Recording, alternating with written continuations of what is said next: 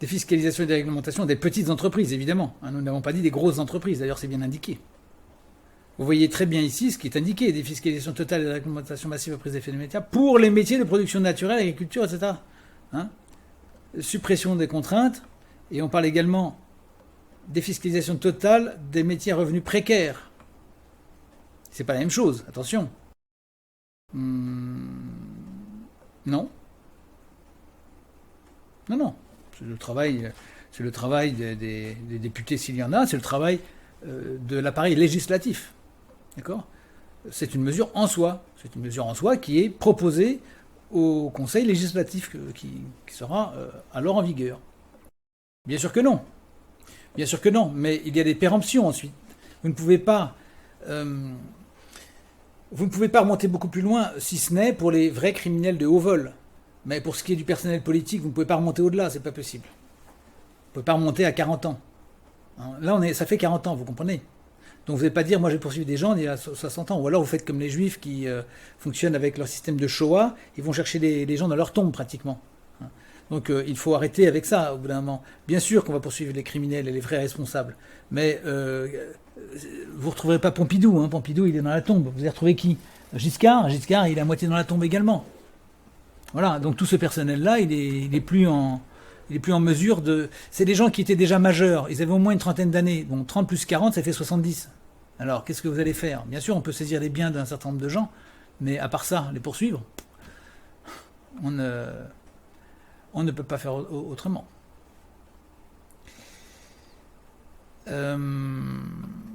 Ensuite, tout ça, on l'explique, on l'expliquera. Donc, vous comprenez que je ne vais pas expliquer à chacun tous les éléments point par point. Il y a 5000 personnes qui me contactent, je ne vais pas répondre chaque point. Tout ça est parfaitement vu et précisé.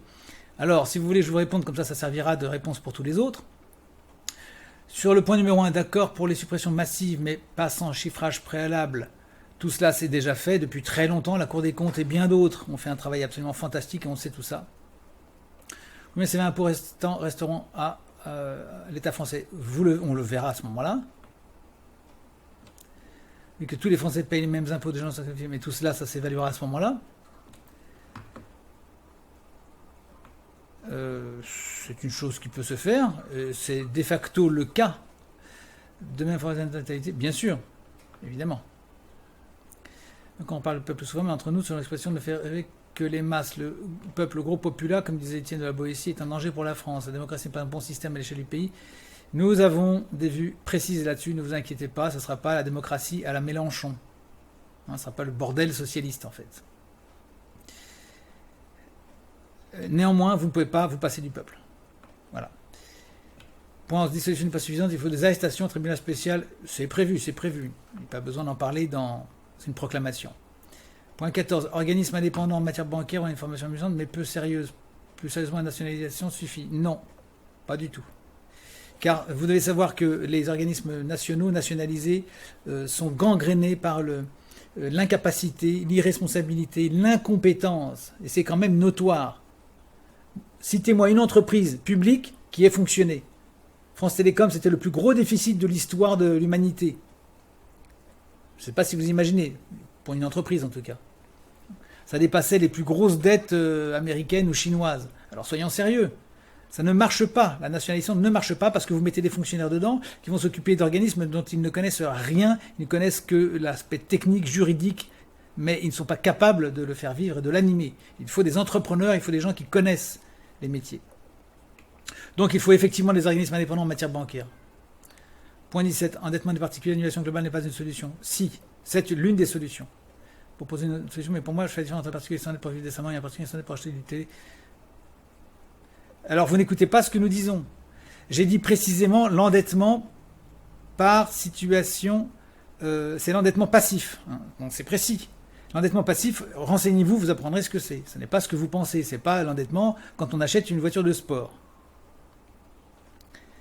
Juridiction populaire, pourquoi? Je ne vois pas encore les fonctionnaires ont besoin d'une juridiction particulière. Les tribunaux ordinaires suffiront? Non, parce que les tribunaux ordinaires, ce sont des juges et les juges sont des fonctionnaires. Voilà.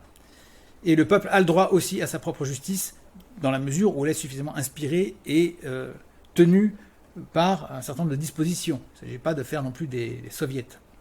Sous juridiction populaire me rappelle les vagues souvenirs, 2 millions de morts, oui, ça je le sais très très bien. Mais rappelez-vous qu'il n'y a pas eu de juridiction populaire à l'époque, justement, hein, parce que la révolution populaire anti-française, c'était la convention, c'était des gens qui, du haut de la tribune, appelaient à la mort de tel ou tel. Et c'était non pas des... Alors, Fouquier-Tinville, c'est pas un tribunal populaire, hein, c'est un tribunal franc-maçon. Cela dit, je ne suis pas favorable au tribunal populaire laissé libre à lui-même, comme vous l'avez compris. Point 46. Des juges élus par qui? D'ailleurs, je ne comprends pas de sens en France sur votation des personnes qui ont eu à juger. On vous l'expliquera. La corrélation du salaire de résultat, ça importe un nom, ça s'appelle la culture du chiffre, c'est un désastre. Non, ce n'est pas un désastre. Un juge doit être compétent, et s'il n'est pas compétent, il n'y a pas de raison qu'il soit payé. Voilà. Le résultat n'a rien à faire avec la justice. Mais si, bien sûr que si.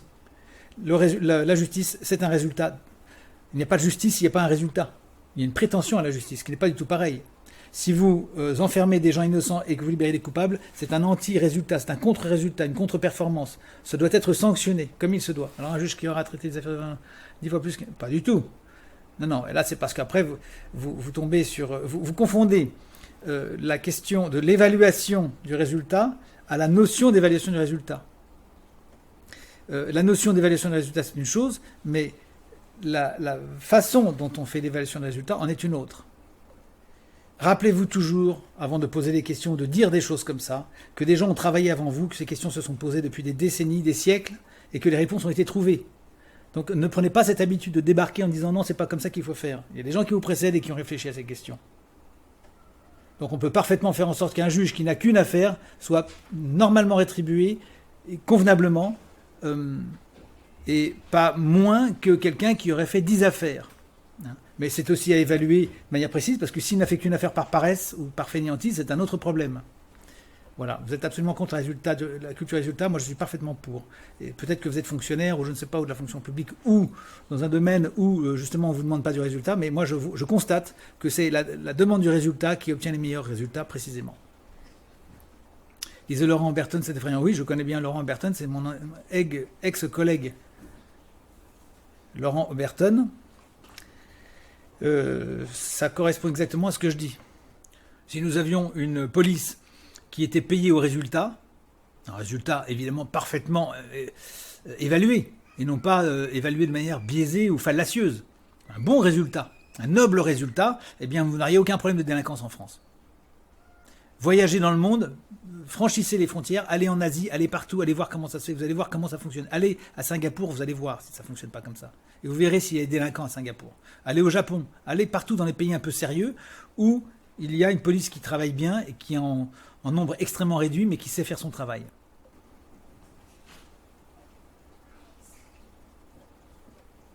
Non, l'énergie alternative, c'est pas du tout flou comme concept. À nouveau, vous voyez, vous posez comme ça des réactions, c'est très français, pourtant vous n'êtes pas un nom français, mais vous portez un jugement, vous a d'emblée, sans savoir. L'énergie alternative, c'est une question qui est parfaitement cernée. Mais évidemment, bien sûr que non, voyons, le solaire et l'éolien n'ont rien à voir avec une énergie libre ou alternative. Il faut être sérieux. C'est des trucs complètement installés par l'État, c'est totalement officiel et institutionnel.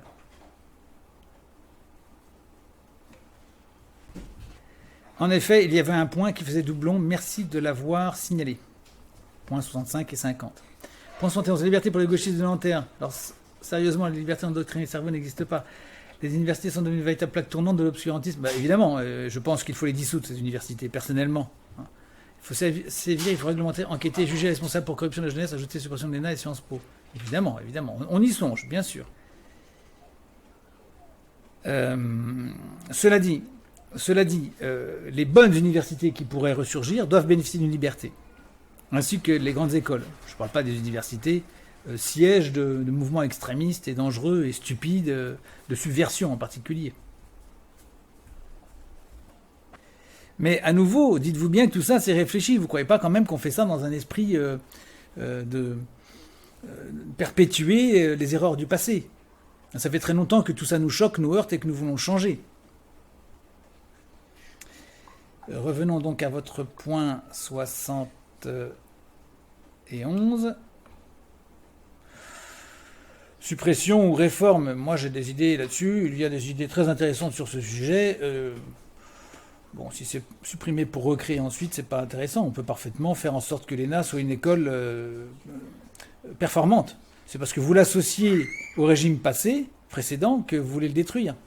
Mais on peut parfaitement réformer. Vous savez, l'Église s'est installée dans les temples romains parfois.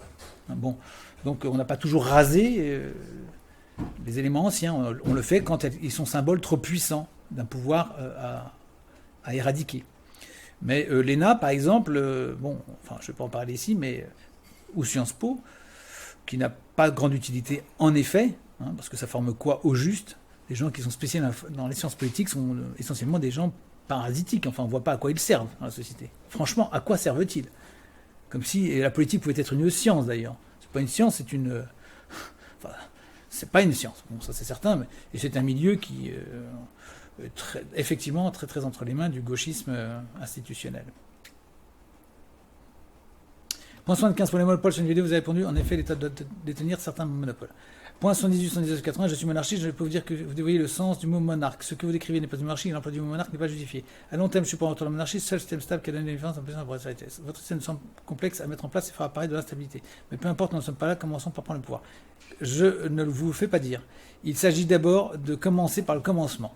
Et avant de discuter sur des points qui, de toute façon, seront ouverts au débat une fois que nous serons libérés, il s'agit vraiment de savoir comment est-ce qu'on fait pour abattre le système. Je crois que là, vous avez une ossature qui tient la route, qui nous ramène dans les clous, qui nous ramène sur un État légitime, digne de considération, moteur, capable de produire du bien, de protéger ses populations, etc.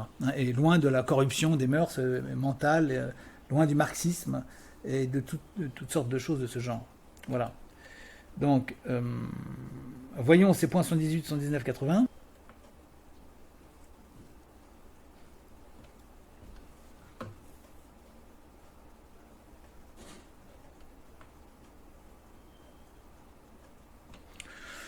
Rien à dire, je pense qu'on n'a rien à dire contre ça. Point 77, 118.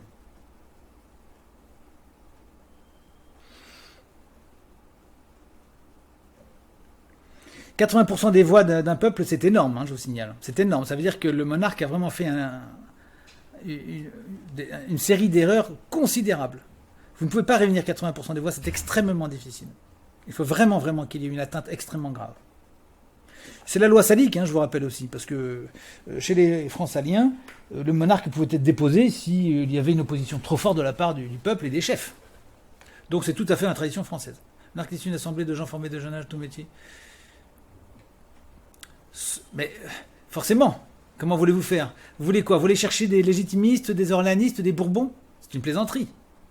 Donc on est forcé de s'en remettre à la Providence, et par la suite, la Providence nous enverra quelqu'un, mais elle ne nous enverra pas quelqu'un tous les jours. Il est très douteux que vous ayez tous les 25, 30 ou 40 ans un miracle qui ferait que vous auriez le monarque idéal. Par conséquent, il faut accepter de se laisser guider par l'Esprit Saint et de ce fait mettre en place tout ce qui pourrait permettre de favoriser l'avènement d'un bon monarque. Dès lors que vous auriez une assemblée de gens parfaitement formés, c'est les aristocrates qu'on forme là, à désigner le meilleur candidat pour le trône, vous aurez une puissance énorme, parce que vous aurez un monarque qui sera extrêmement performant.